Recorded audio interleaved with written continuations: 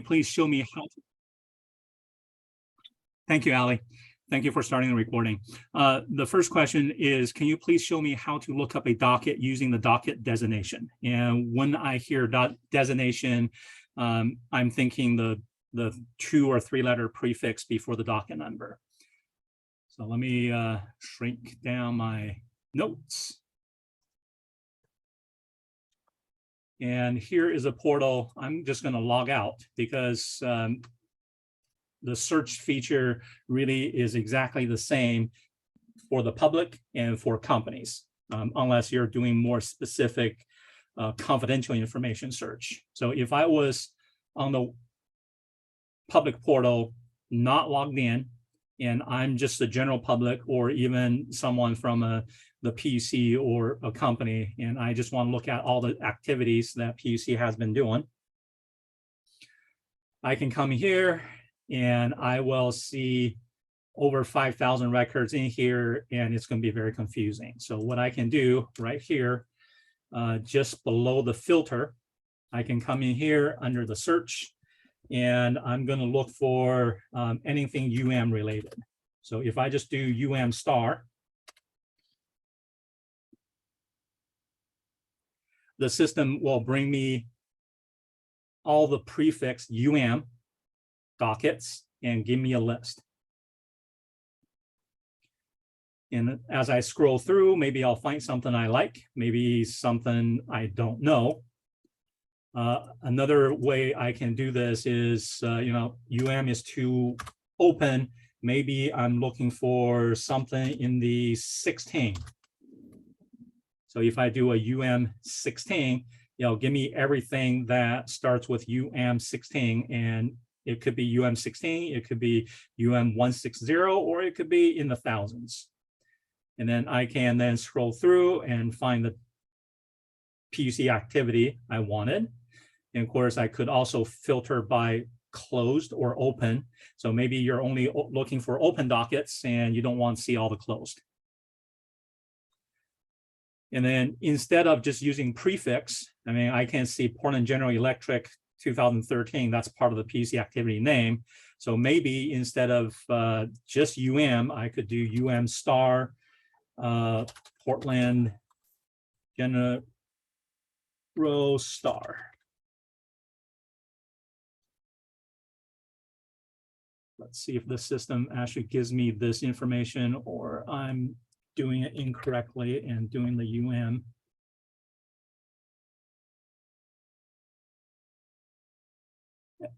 And I forgot to ask, can everyone see my screen? Yes. Yes. Thank you. I've been known to not share my screen and start talking like everyone can see me. All right, at this time, I'm not sure if it's my computer is being slow or I just broke the portal system.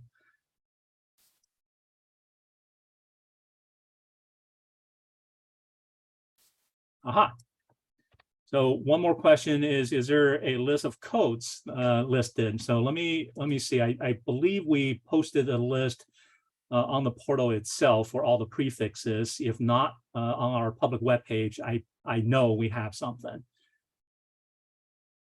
And it looks like my computer's being very slow right now. Let's see if we can open up the glossary page first.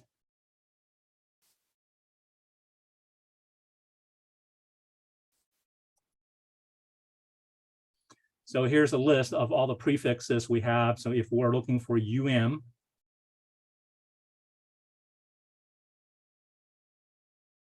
it's utility miscellaneous. Hope that answers your question. All right, perfect. And then obviously going back to the search that we were trying to do. Again, just searching by prefix, you can do you can do EA, CP, AR, any one of these code that we have at the PUC on the list.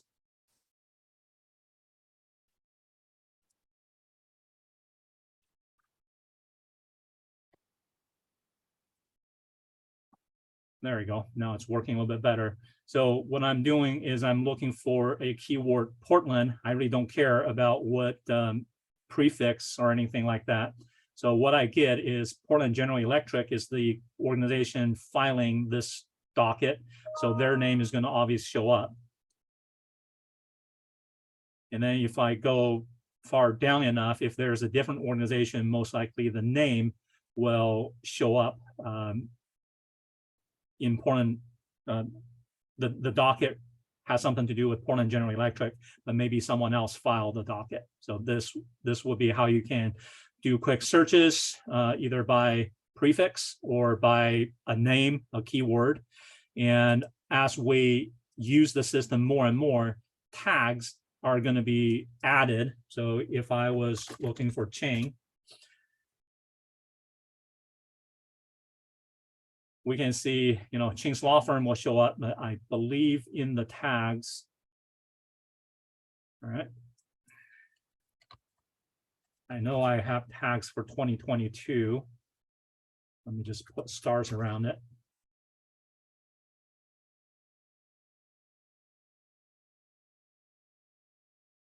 All right.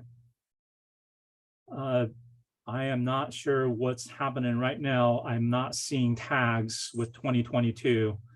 I will have to look on the back end and figure out what might be causing the issue.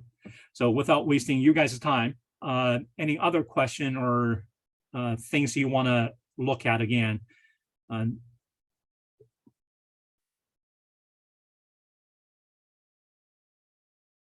Simple filing. All right, I can do that. So to file anything, if you look at the tab right now, I don't have a way to file because I'm not signed in. So the first thing to do is to sign in.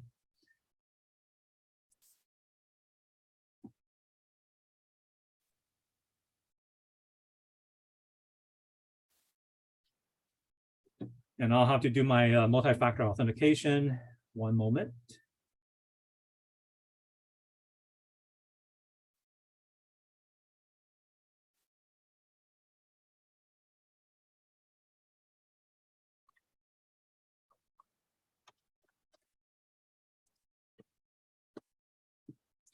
And email address verified, you can continue. Yes, thank you.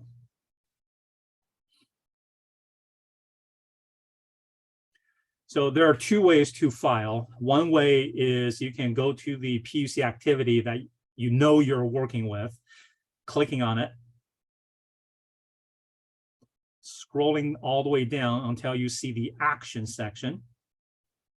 And then you can create a new action. This is how you file into an existing PUC activity.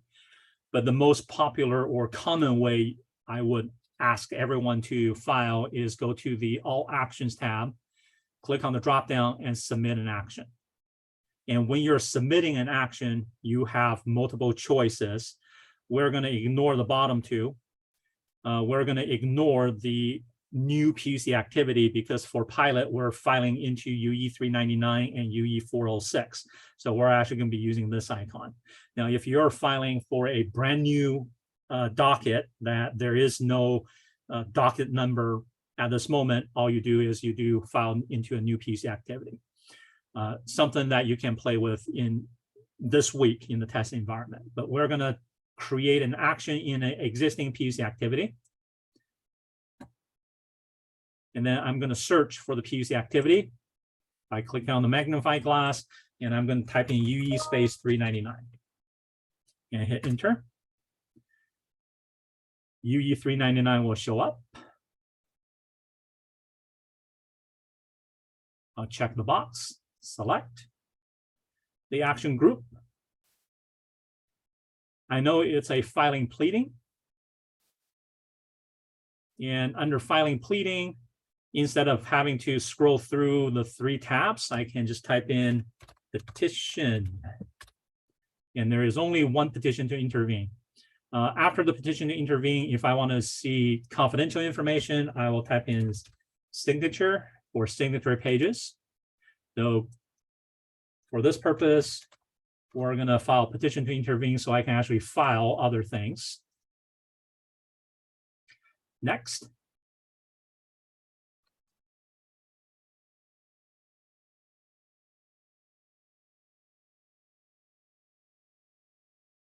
And as this is going through the process, because I haven't done anything yet, I'm just gonna come to the UE 399 and show you guys all the actions and show that the petition to intervene is not there right now.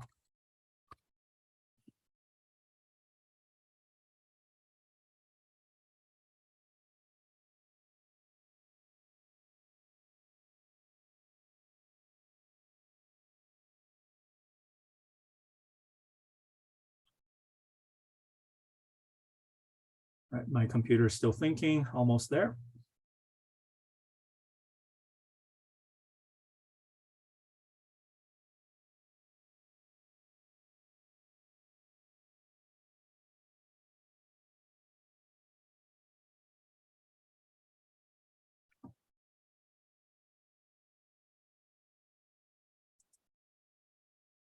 There we go. So if we're looking at UE 399 docket initiated by Pacific Power, and we know it's a contested case, meaning not everybody can participate. You have to file a petition to intervene, or for interveners like CUB, they need to file a notice to intervene. If I go down to the actions, I'm sorting by submission date. This is something I submitted yesterday from Ching's law firm, but there's nothing from today. So this is all public record right now. There's nothing I have submitted. So all I have to do is come back here and say, you know what, I'm filing on behalf of Ching's Telecom because I am also a filer for Ching's Telecom.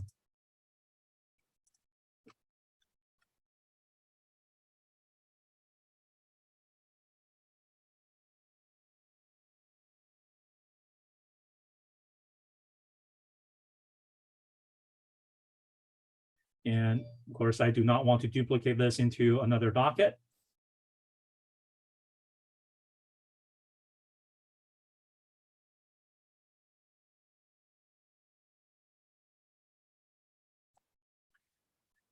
And then I can upload any file I want by clicking on the caret, upload a file.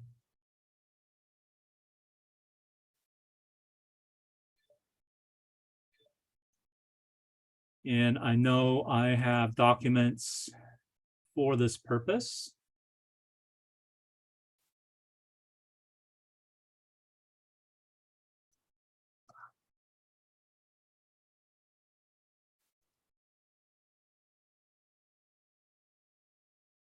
And I have to make a note at this moment. What you see on the screen right now is the default file upload system, and the upper limit is 50 megabyte.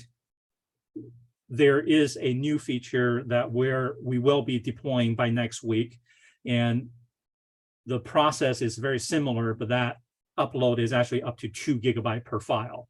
So this view, what you're seeing today, will be a little different once you are in the real system and working on the pilot. I'm going to upload this non-confidential document into my non-confidential folder.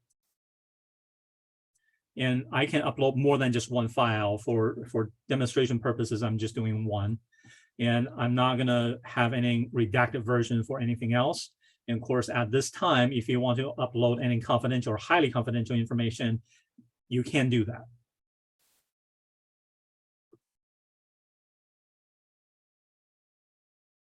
So this completes the file submission of a petition to intervene.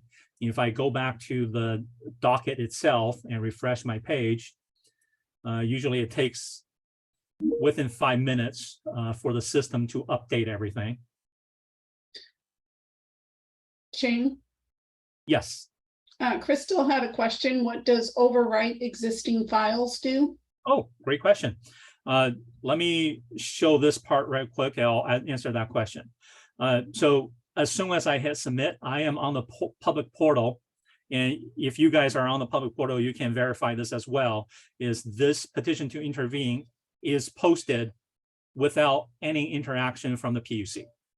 So again, the thing I want to emphasize is as soon as a filer hits that submit button, your filing is published to the public portal. if for whatever reason you uploaded confidential information into a non-confidential submission, you need to let PUC know right away so we can remove it. Just like what we do today is if we receive confidential information by mistake and we don't know about it and we post it, we can unpost. But in the new world, because how fast everything's posted to in the internet without PUC having to do anything manually, really it's up to the company to ensure you do not upload anything confidential. Okay, so this goes true for all the actions you're submitting, but also for all the data requests and data responses that you're submitting to the system. All right, to answer Crystal's question about overwriting existing file, what happens is, let me just go back to my portal. And I'm going to submit an action.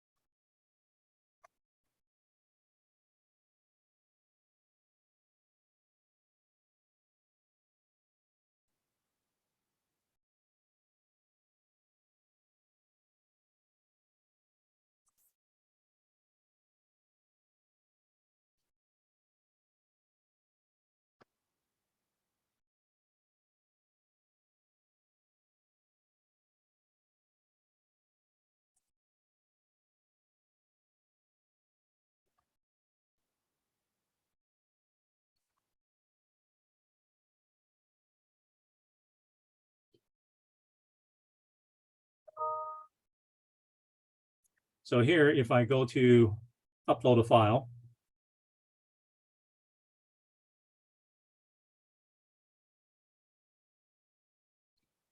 and I upload this file here, and I have this box checked. That means anything that's inside this folder called non-confidential under UE 399, anything I have uploaded within this session, right? I'm going to overwrite any file that's in that folder for my session. So only this non-confidential document shows up in there. So if I upload this file, I can see the file. If I click on add files again, and I add a petition to intervene document, and I say overwrite existing file, add a file, it's going to overwrite whatever I uploaded before, or it should have overwritten the non-confidential file, and I can upload everything. So if you're trying to upload multiple files, what you want to do is uncheck the box and add a file. And Diane, correct me if I'm wrong, I believe we put a ticket in to have the overwriting existing file as unchecked. Am I remembering this right? I'm sorry, I don't have a memory of that, so we'll have to check. Okay. So the purpose for overwriting existing file really is, within your own session, you're removing things that you uploaded as a mistake. But you can definitely upload multiple files up to 2 GB per file if needed. So thank you for confirming unchecking that box, makes more sense. So this is what this feature is supposed to do. And from the looks of it, this is having some wacky issues. So I will take a quick note and let our vendor know that this overwriting flag has issues.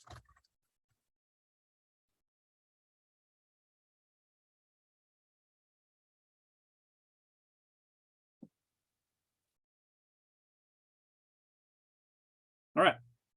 I know someone else had another question. Let me see. I think we work on the filer role for Michelle. Did that make sense, Michelle, for all the filing with attachments and all that?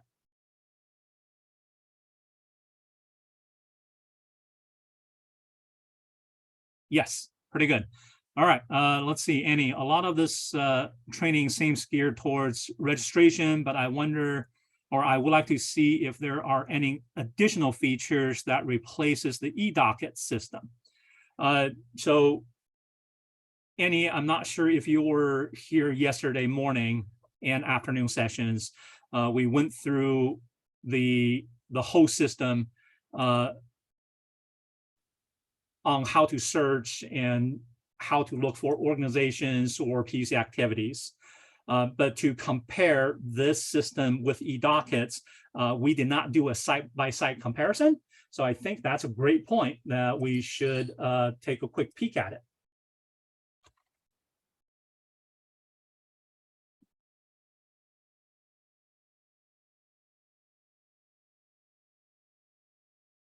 So right now I'm going to the PUC with eDockets.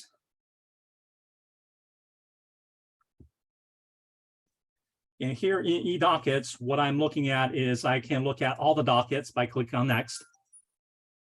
So if I come back to the portal side, I can go to PUC activities. And this is a list of all dockets. So this is the same feature. Let me see if I can view side by side.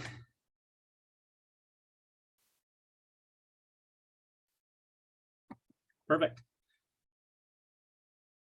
So if I want to look at all open dockets, all I have to do is go to the PUC activities by going to the tab on top. And then under the filter, I can say open and apply my filter.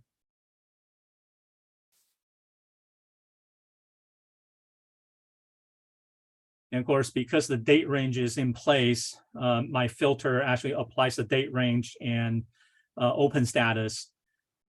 So what I need to do is talk to our vendor and allow us to remove the date filter so you can actually have a view of all open dockets. So if I came over here to the view and went back a couple years,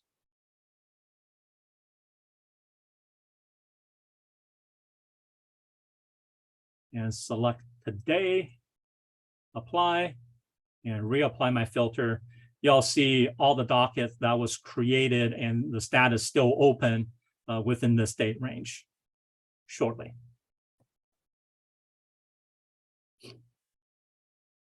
While this page is loading by docket number, so in the current system in eDockets, you can type in UE space 399 and click on next. You'll see UE 399 with all the actions, the service list, the schedule, which is a calendar events.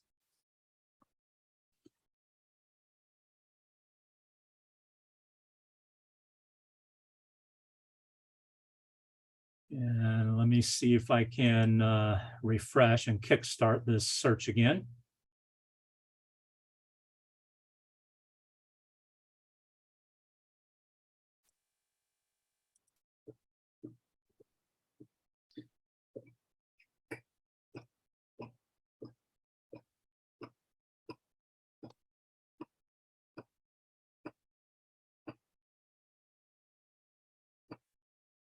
There you go. So all these dockets have status open, and they're all open within this date range right now. We're going to remove the date range, or have a feature to remove the date range, and then you can see everything.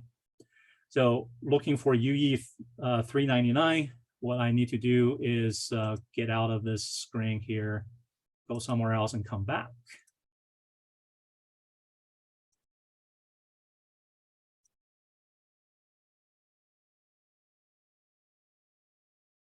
I can go into search, UE space 399, click on search. I will see UE 399, I click on it, I will see the detail just like how eDockets showing. It does show the number, the organization, the activity name or the docket name, which is up here as well. And we have the status is open. We know it's a contested docket. And at this moment, because we have limited licenses on the back end, the principal and ALJ are not showing up. But when we go into production, they will show up. And you can see case manager is the principal, so they will show up here. And then ALJ, at least Katie's name will show up here under ALJ. All the events relates to all the schedules. The emailing list, so this is the service list that we have here. And currently, I only see a custom subscription list. So the difference between subscription list and service list is subscription list is a list where the public can register and receive updates to UE 399. Service list is created by the organization administrator to allow system to send information to employees of the participating organizations. So right now I don't see the service list here.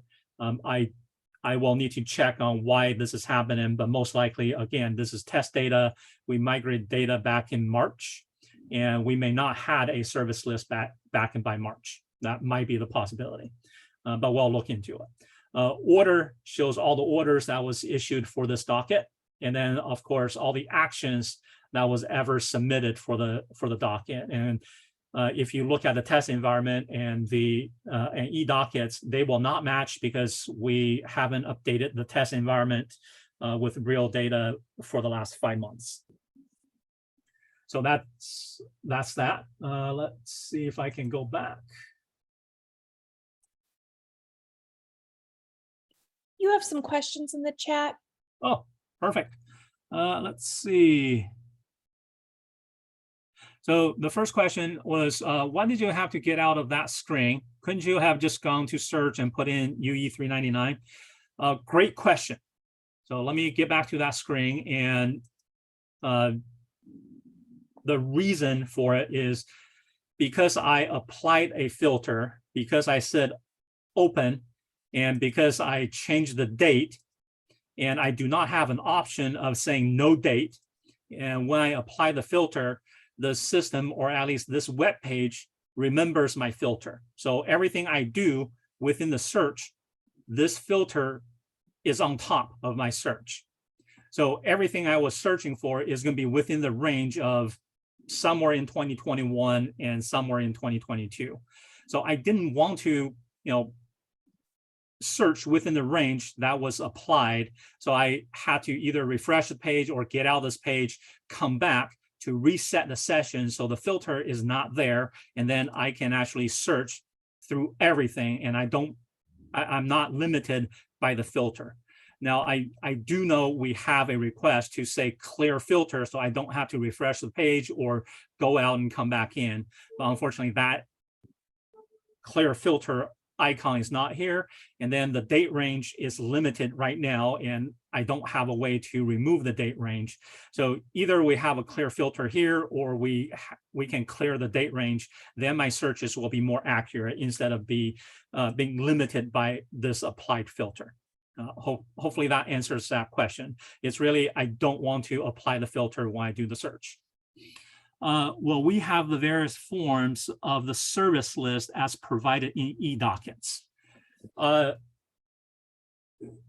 So let's talk about that. Let me open up.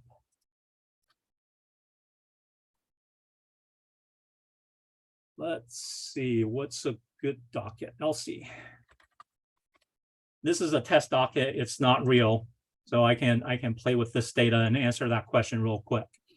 So if I'm looking at LC 79, if I scroll down, I see the principal, the ALJ, I see all the events with different conferences, comments, and all that. I see electronic email. All right, so here is my electronic email. I can see service list, staff list, and customer subscription list. So if I want to, I can go into the listserv, which is the same thing as service list. I'll go view it.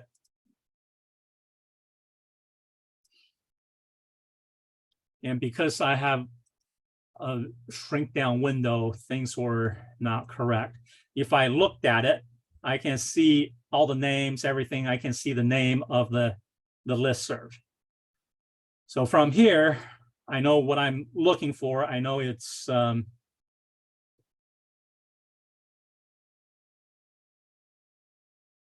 know the email list is populated. So what I could do is go to email lists.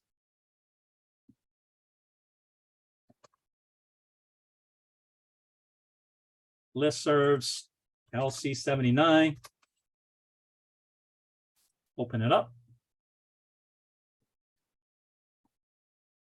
And I will see all the people on this list. I can click on download.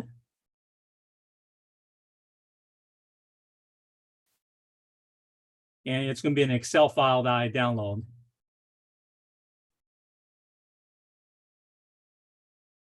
And then I can manipulate the data as I wish. Excel is a little bit slow on openings. So here it is. And the way the download is designed is whatever column you see here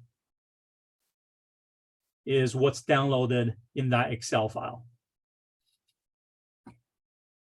So does that answer your question, Crystal? Will this work?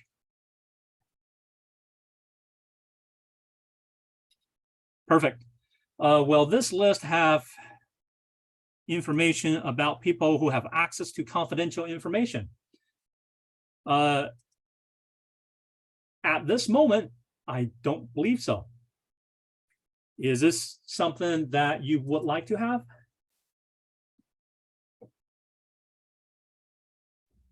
It's critical because they have to know who to serve confidential and who not to send confidential to. And I can look at our current service list. I can see the parentheses C.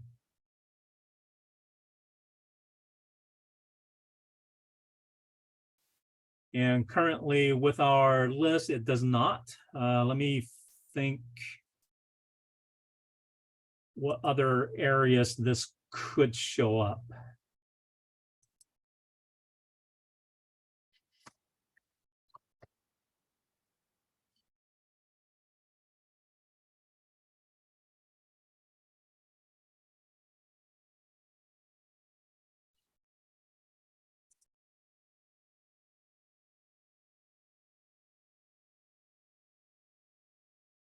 So this service list definitely does not show anything. I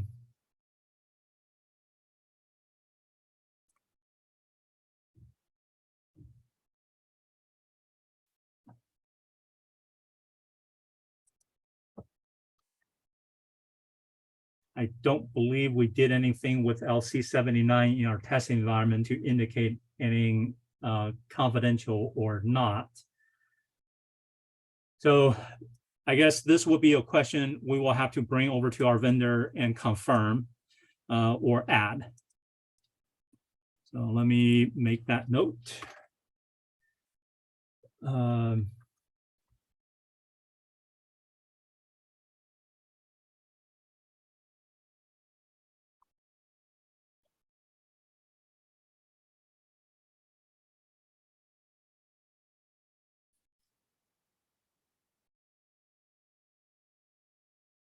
Okay, I have documented that question, and Diane, I guess we'll touch base after the meeting and see if you have other notes that we really need to figure out. Thank you for asking the question, Annie. These are things that we hope to get out of the pilot and fix before we go live.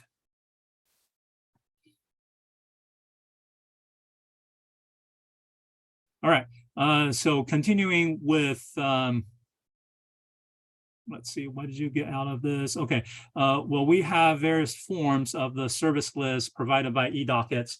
So I guess, Alicia, the list I showed, does that meet your need for getting the same list from eDockets? I know we don't have physical addresses, but most likely, you know, anyone has an email address nowadays, we can all email them. Will that work for you?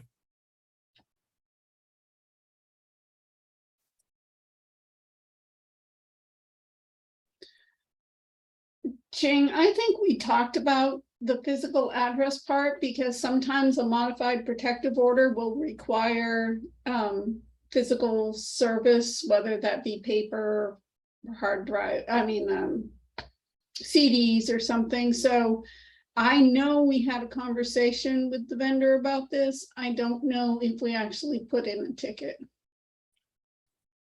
Okay, so let's see, is there?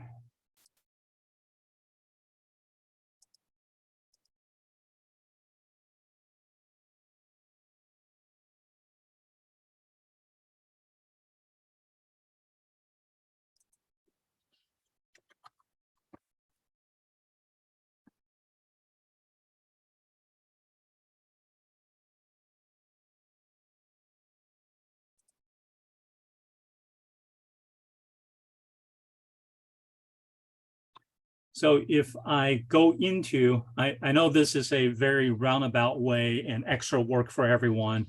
I'm not saying this is going to end up in live or in production, but if I was under LC 79, I'm looking at the list of people, and instead of downloading everything all at once, I'm looking at Ching's record, and I can see the physical address for Ching as a contact. This is not ideal, but if there's only a handful of people who has highly confidential access, and we are able to show that confidential or highly confidential as a column, will this suffice for now? And we'll talk about how to add a physical address in the column for go live.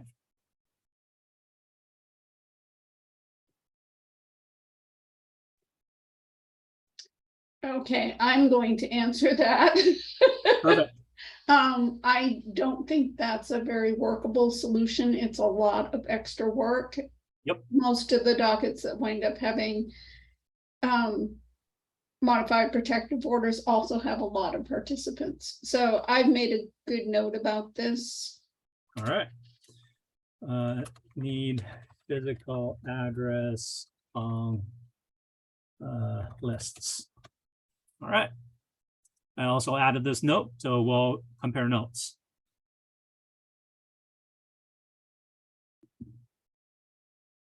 So Crystal did say, the preference is download email address only, mail address only. At this time, the only button we have for download is download as what you see on the screen. So we don't really have a button that says download email only, download physical address only. And if I remember correctly, on the technical side of things, the download is what you see. So if we just add a column in here for physical address, when you download, you'll have both email and physical address. And if that fits everyone's needs, then that's a minimal change. If you do prefer to have email only and physical only, then there may be added code that we need to work with our vendor on. And the comment from Annie is would prefer to download different addresses. And when you say different addresses, are we talking about physical address, mailing address, and any other address that we may have in the system right now?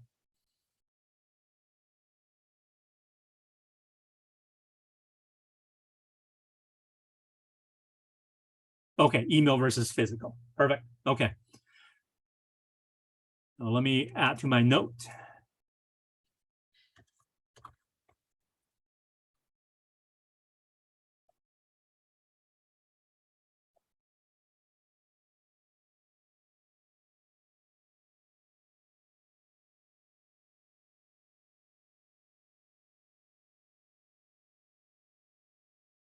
And then if we're talking about confidential list as compared to all, are you saying that when we are looking at a list itself,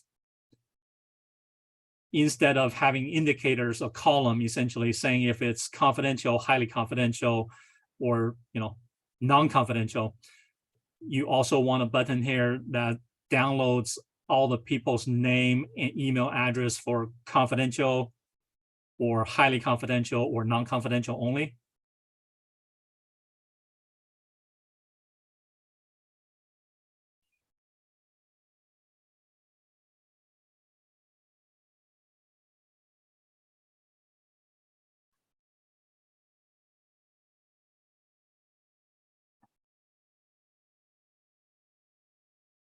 Okay, so my comment on that is we can definitely request very specific downloads. And what you're going to see is you're going to see a list of download buttons. And the more specific we get, the more unique we get, the more buttons we'll have. And obviously there's going to be more work and more resource dedicated to creating all this before we go live, which we probably won't be able to. The workaround on that is if we do have a column for confidential, then once you download the Excel, all you have to do is really just sort by confidential. And then you'll have the top be non-confidential, the middle be confidential, the bottom being highly confidential. It's really just a sorting or filtering on the Excel file. So everybody's getting the same file. You sort how you want. But if you're talking about adding filters like the search box on PUC activities or actions, and then you filter out whatever you don't want, yes, that's a possibility as well. But again, it will take time. I believe that's actually special code that the vendor has to put in. I don't know how long it will take them to add it. But most likely, again, it's not going to be available for go live. Perfect. So what we'll do is we'll request 2 more columns at a minimum to get the thing rolling. Is we have a confidential column that if it's empty, the people has not signed confidential, signed a signatory page. If it has a C, it means they have access to confidential. If it's HC, they have highly confidential. And then this way, when you download this report, you can filter. We'll add another column for physical addresses. So you can pick email only, you can pick physical addresses, you can sort by confidential, highly confidential, non-confidential once it's in Excel. We will talk to our vendor about a couple other buttons to download the list with email only and download the list with physical address only. I'm not sure if we really want to do that, if everything's showing up in Excel already and you can just filter, right? So I can't remember who said the preference is 2 lists, but we will do what we can with columns first, and then we'll receive feedback.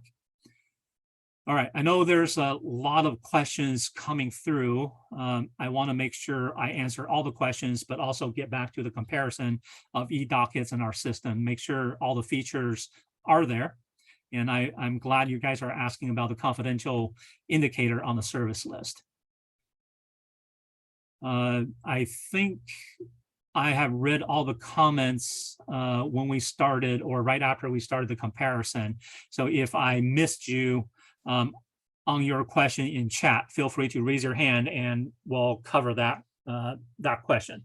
Jane, So yes. excuse me. Did you answer the question, are the details that appear on the subscription list publicly viewable? So if I am looking at the service list right now, right, and I'm looking at all this information and I'm clicking on Ching's Law Firm, and I see the contact information for Ching.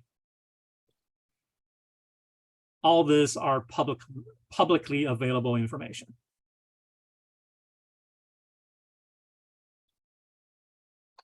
Subscription list. So let's go back to subscription list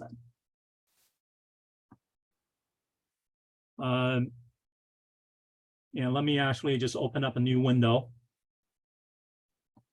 just so I am a public person. I am not logged in as anybody.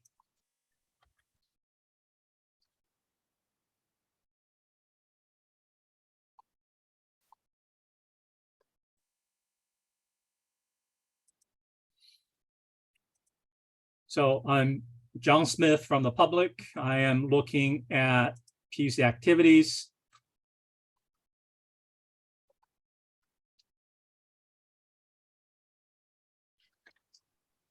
I'm looking at LC 79.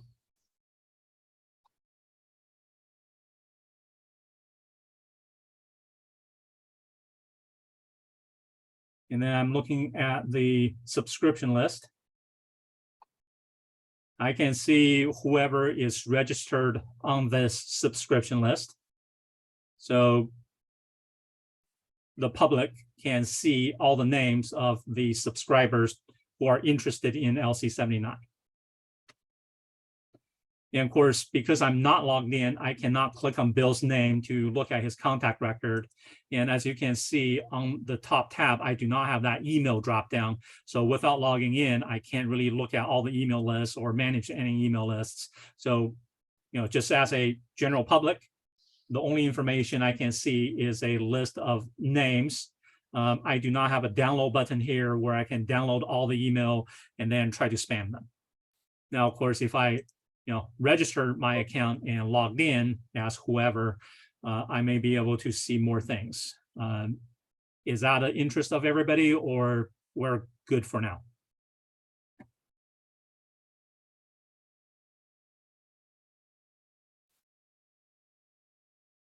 All right. So coming back to comparing eDockets and ADS. So if we're looking at all tariffs, tariffs are, Diane, correct me if I'm wrong, prefix is ADV. Yes, that's correct.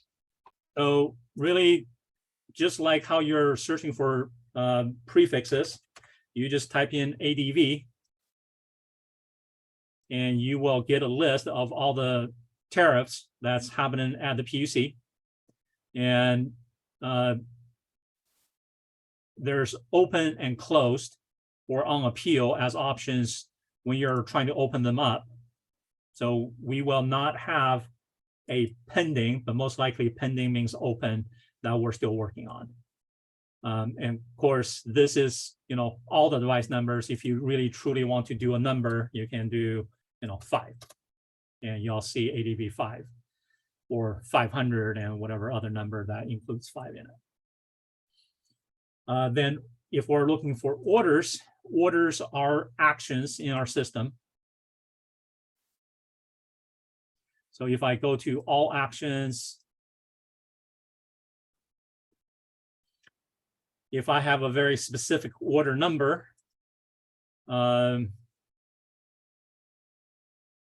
let's see if I can do this first.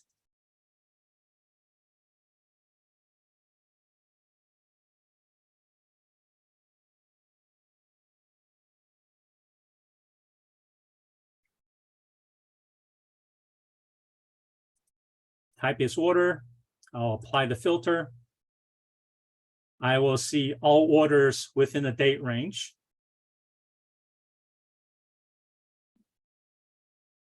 And because the order number is in the description itself,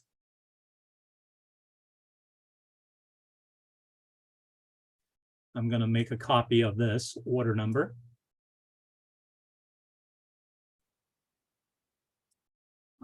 So to search all orders, right now you still have a date range. So we can request a removal of the date range. We can actually have a blank date range, and all you have to do is pick the order as a order type, apply the filter, and the system will actually find all orders ever existed within the PUC. There's a new concept with key orders. So every docket will have multiple orders, and maybe Diane, you can explain this a little bit better, since this is more business process.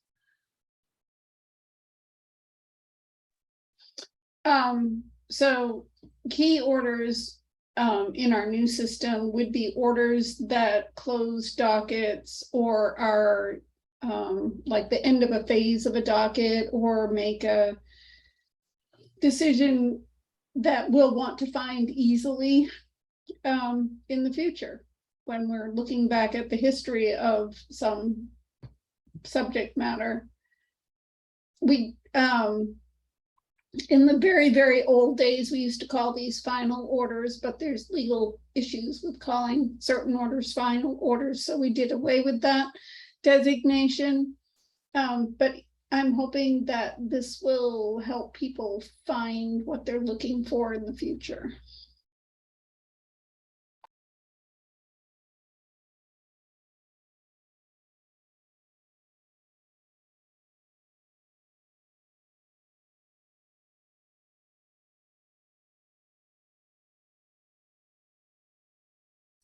And I was talking on mute. What I was adding to Diane's comment was, if there are 20 orders for a docket and you use this keyword search, you can't ignore all the, other 15 minor orders that doesn't make a decision or isn't the final order.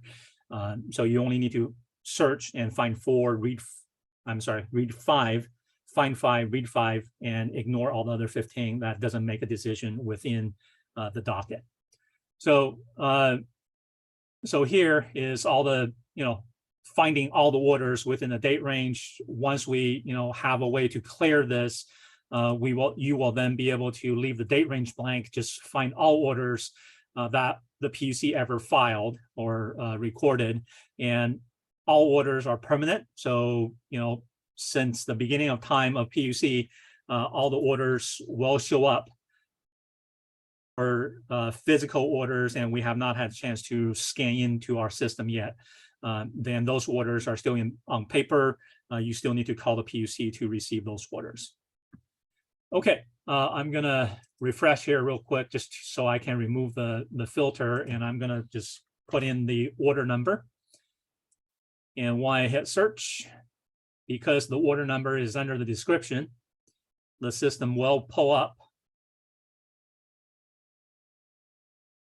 all the orders with that order number. And what we are seeing right now is there are some duplicates because there are OAR that has a similar note on there, but at least this order number is showing up.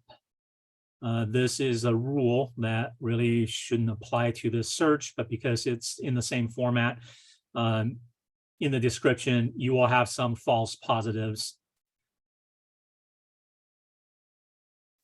So I hope that makes sense for, finding orders.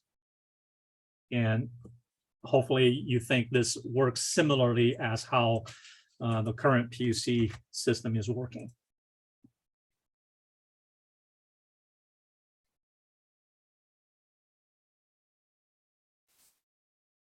All right, let's see, hearings and events. So what we have right now is events. And you get a list of all the upcoming events. And then you also get this calendar view of the events by month, by week. So instead of having it limited to the predefined so many weeks in the future, you get to see all of them, and then you can review them with a calendar view.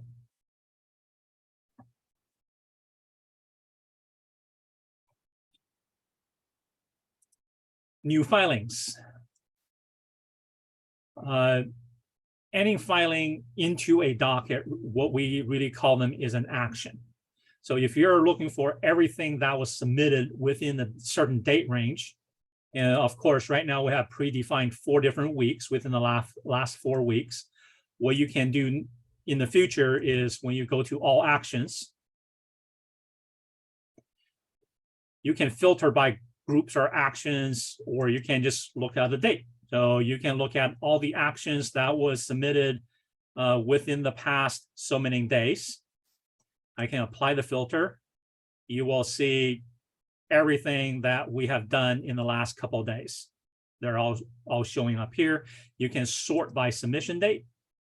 You can sort by PUC activity. You can come back to the date and say, you know what, I was more interested in what happened in June. And when you apply the filter, you will see everything that was submitted between these two dates for June. And again, because this is test data, we may not have some of the PUC activity numbers in here because these are all test data.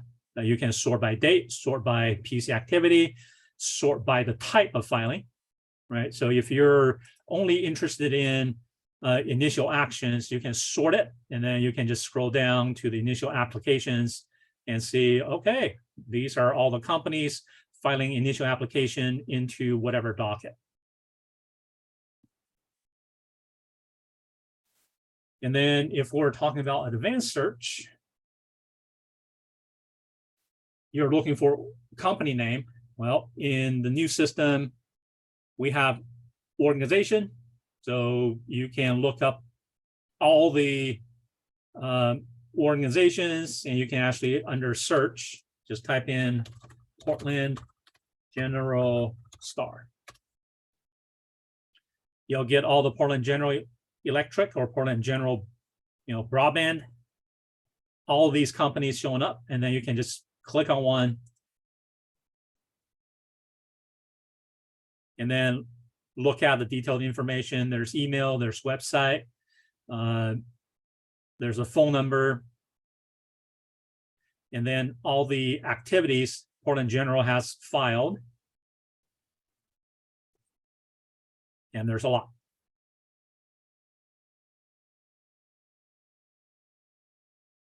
If we're looking at electric,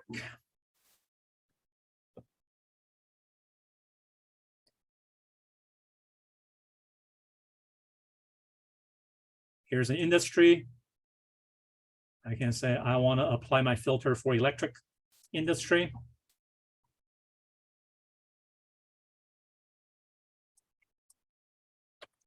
And right now, it's probably not going to show anything because the data migration for our test environment, some of the industry information was not migrated over correctly.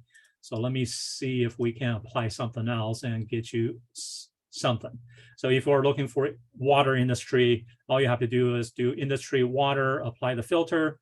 You'll get all the water organizations. Then you can actually do a search for, I believe, Albany is one of the water companies we have, unless I misspelled Albany.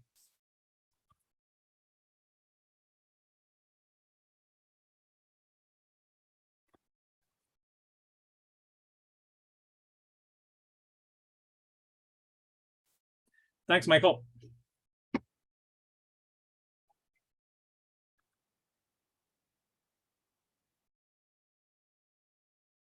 All right. Maybe instead of Albany, let's try something I can see. Avion.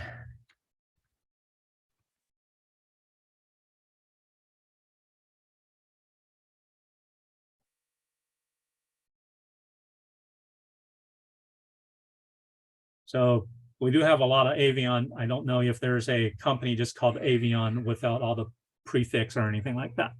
But, all right. And of course, if we search by electric types or gas types or telephone or water, this is where underwater we have a regulation, and you can find the proper regulation for water, and then you can apply the filter, and then it should show you whatever we have. And from the looks of it, we don't have any, or the data migration did not show it. And of course, for CP telecom items, you have your exchange, and then obviously, if you're looking for only active organizations, you don't want to see all the other ones. This is where you apply only active. And hopefully this will limit your list. So this is just a quick comparison of what eDockets can do and what ADS can do. Did anyone see something that is missing from eDockets and we did not set up in ADS? Or is there something that you saw in ADS that, you know, eDockets wasn't doing, and that's an improvement?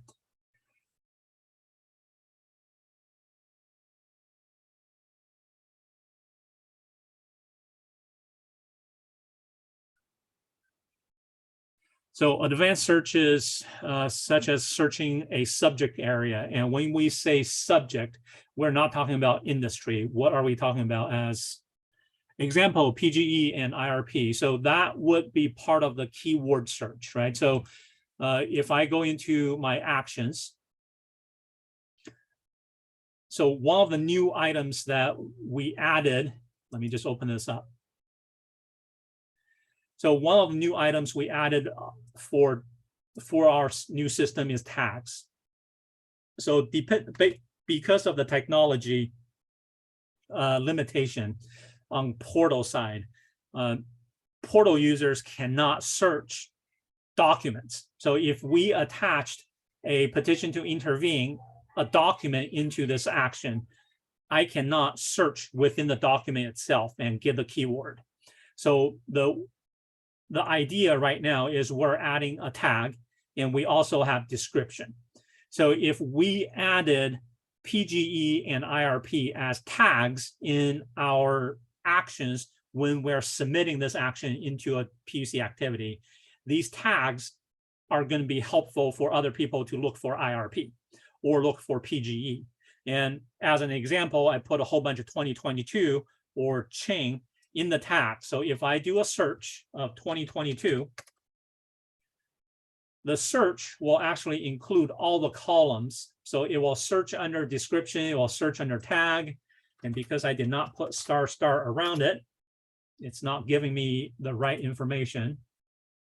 So if I did * for 2022 as a keyword, any tag I tagged with the letter or the number 2022 will show up. Anything in the description that says 2022 will show up. And description, when you're filing, the description is what the company filer puts in. The tag is what the company filer puts in. Once PUC receives the filing, we also have an internal acceptance process. This is where HD support staff will also add more description and more tags as needed to make it searchable for people. So for 2022, we have all these records coming through, and I can see, you know, there's a keyword, there's a description in the or there's a date in the description because it has 2022. And we'll see all this. And most likely one of these will be one of the docket, you know, docket space number 2022, and it'll show up here somewhere as well. So hopefully that helps with the advanced search feature. Is unfortunately, we cannot search for attachments. We can search for tags over here, and we can search for descriptions over here. All right, tags are only supplied by the filer though. So if things are not identified by the filer as pertaining to a subject, they may not come up in search. So the short answer to Annie's question is yes, that is correct. However, the PUC will actually review the filing once we receive it, and PUC employee will actually add more information to the description and also to the tags. So hopefully between the filer and PUC, we will have enough tags or description so that people can find it. Now, again, the PUC has that option of searching attachments. So worst case scenario is you are not able to locate anything on the portal, call our filing center, and they will do a backend search on the internal system and see if we can provide more information for you. Perfect. All right.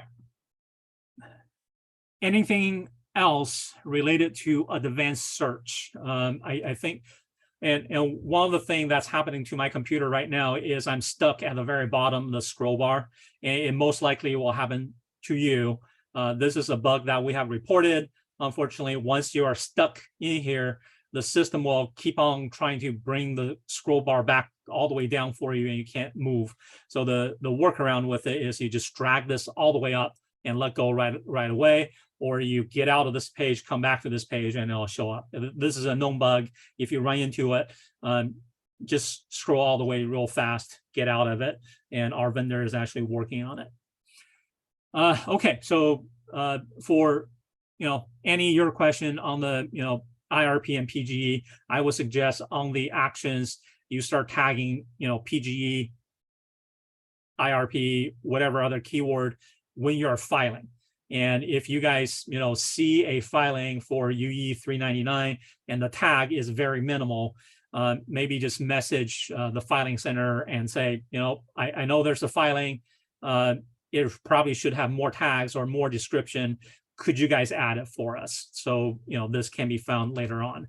And of course, this is added work on the PUC staff, but I think this may be the only way we can keep all the tags proper, unless the filer is really good at identifying all the keywords.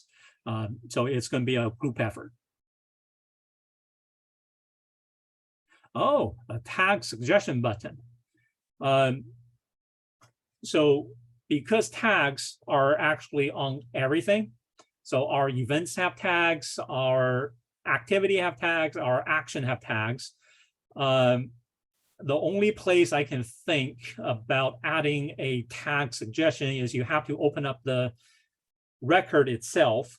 And then when you see the tag and you say, oh, okay, whatever, we add a button somewhere around here and say tag suggestion, and we open up a pop-up with a text field.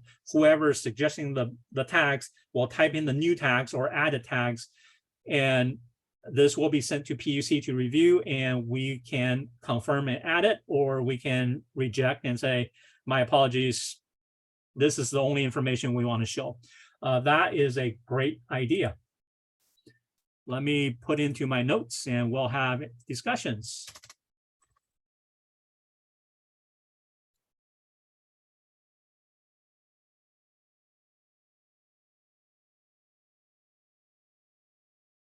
And of course, just to be transparent, this will add more work for PUC if it's implemented. And there's a lot of items going through the filing center. It will be a business decision on if the filing center can take on this responsibility or if something else needs to be done. So there is no guarantee. All right. Thank you all for all these great questions and willingness to see the screens and wanting to know more about the system. Anything else that we haven't covered?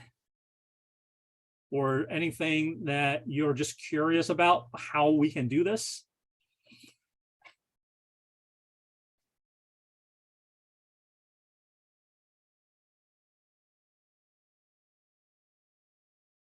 So we may have only touched about 80%, maybe less than that, of the functionality of the portal. Like, submitting a brand new action to create a docket, that hasn't been covered, but we do plan on holding more training sessions for all the external stakeholders using the portal before we go live. And that will be part of the go live. So for pilot purposes, this 80% should be able to get you guys through the filing for the pilot. Anyone, are curious of anything? Are we all good for now?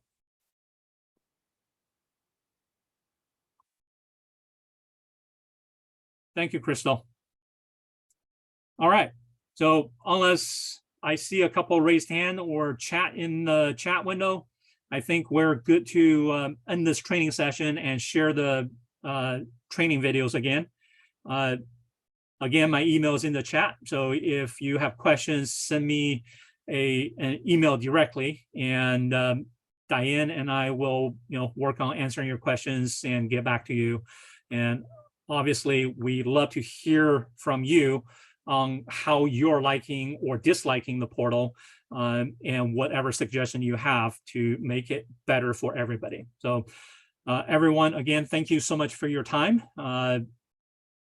We will send out recordings in the PM, and we will stay in touch and check in with you throughout this week for you to go into the sandbox and play around.